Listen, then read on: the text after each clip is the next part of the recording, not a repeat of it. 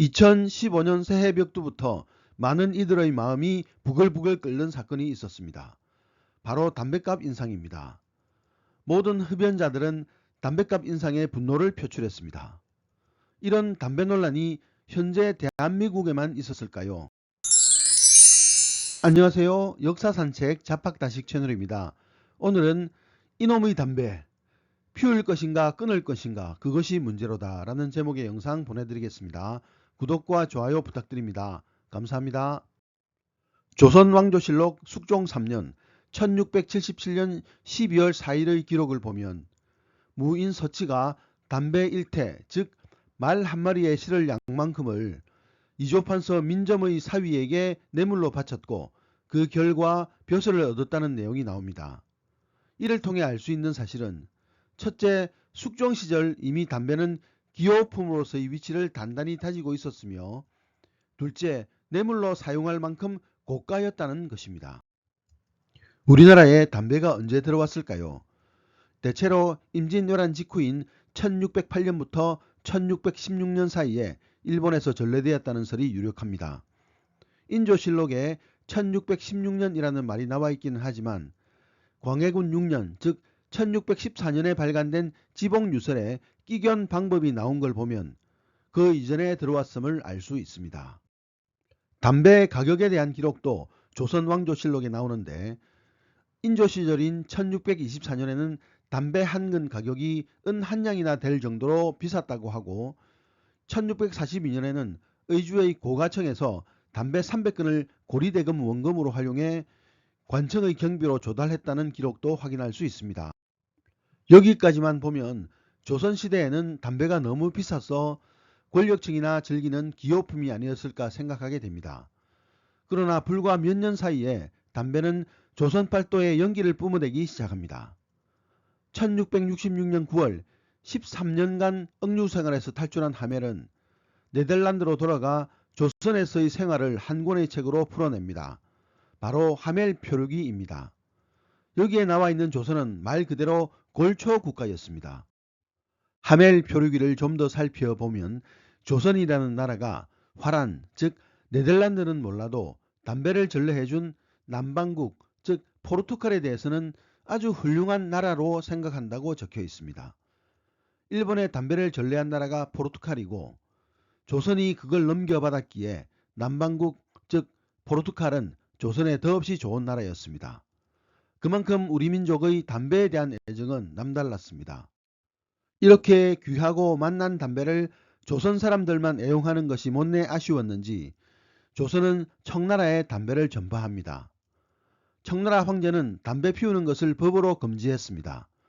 왜일까요? 그 이유를 설명하자면 병자호란까지 거슬러 올라갑니다. 1636년 병자호란이 터지고 여진족은 조선인 포로 20만 명을 끌고 갑니다. 조선은 이 포로들을 데려오는 것이 급선무였는데 이때 여진족 군인과 관료들이 조선인이 들고 온 담배 맛에 푹 빠지게 됩니다. 이걸 놓치지 않고 조선은 담배와 포로를 맞교환합니다. 이렇게 담배 맛에 빠진 여진족은 조선에서 담배를 수입하기에 이릅니다.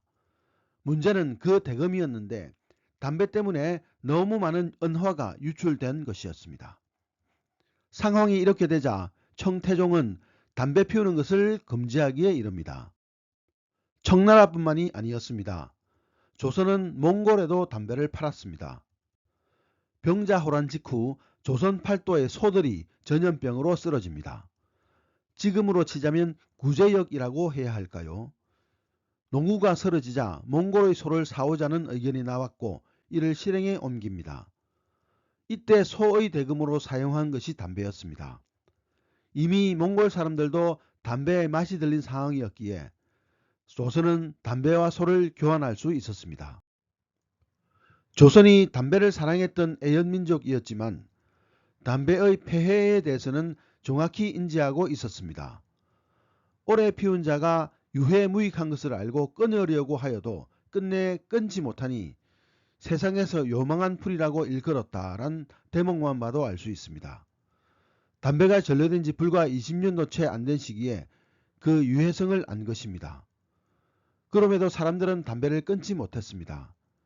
오히려 유학자들 사이에서 담배의 유해성에 대한 논쟁이 붙을 정도였습니다.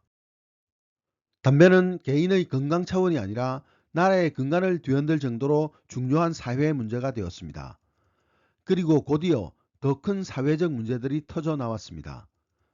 광해군 시절 담뱃불로 인해 불이 나 80칸 건물이 모두 전소됐다는 기록이 있고, 숙종 때는 왕릉을 관리하는 관리가 담뱃불 실화를 일으켜 체포되기도 했습니다. 건강 문제도 언급하기는 했으나 가장 문제는 경제 문제였습니다. 조선 후기로 갈수록 담배는 특용작물로 각광을 받았습니다. 그래서 곡식을 심을 땅이 점차 담배 농장으로 변해갔습니다.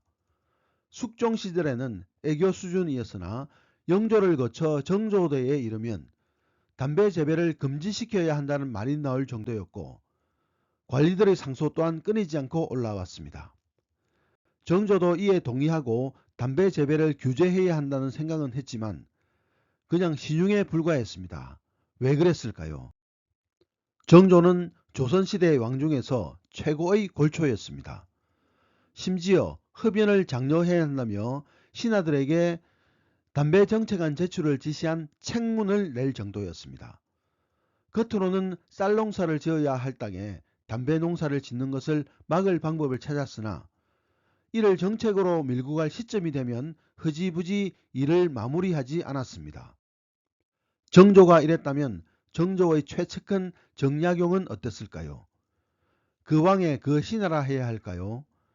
정약용은 농서를 하나 만들어 올리는데 그는 거기서 농업의 침체가 담배 농사 때문이라는 사실에는 동의했으나 단서를 붙입니다. 평지의 좋은 땅은 담배 농사 짓는데 반대지만 산지에 심으면 백성들에게 기호품을 제공하고 소득 증대에 이득이 있다는 것이었습니다. 더불어 담배의 효용성도 주장했는데 가래를 가라앉히고 채기를 다스린다고 했습니다. 정약용도 소문난 골초였습니다. 오죽하면 담배라는 시를 지어 귀양살이하는 사람들에게는 술과 차보다 더 좋은 것이 담배라며 극찬을 했을까요? 조선 후기에 흡연은 관료나 선비들 사이에서 경론이 오갈 정도로 주요한 쟁점이었습니다.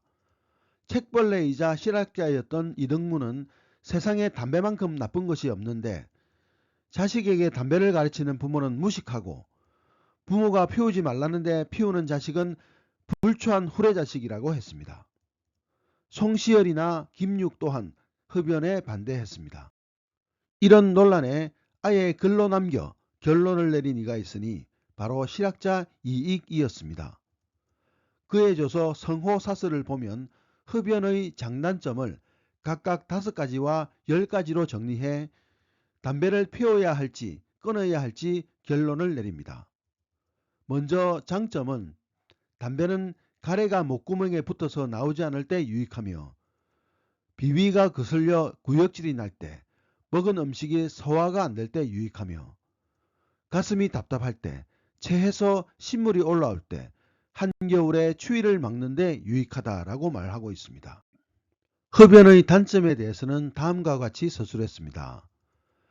이로움보다는 해로움이 더 심합니다. 안으로는 정신을 해치고 밖으로는 귀와 눈을 해칩니다. 담배 연기는 머리카락을 희게 하고 얼굴을 창백하게 하며 이가 빠지며 살이 깎이고 사람을 노쇠하게 합니다.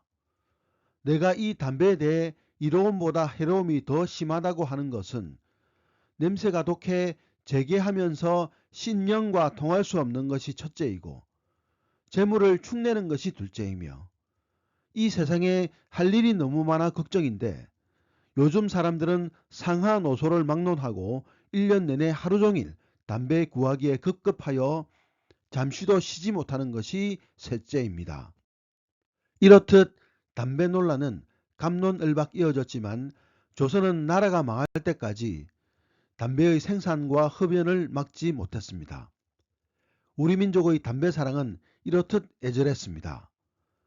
그 덕분인지 예나 지금이나 담배에 대한 논란은 우리의 삶에 깊숙이 파고들어 있습니다. 오늘의 참고 도서는 조선의 민낯이라는 책이었습니다. 감사합니다.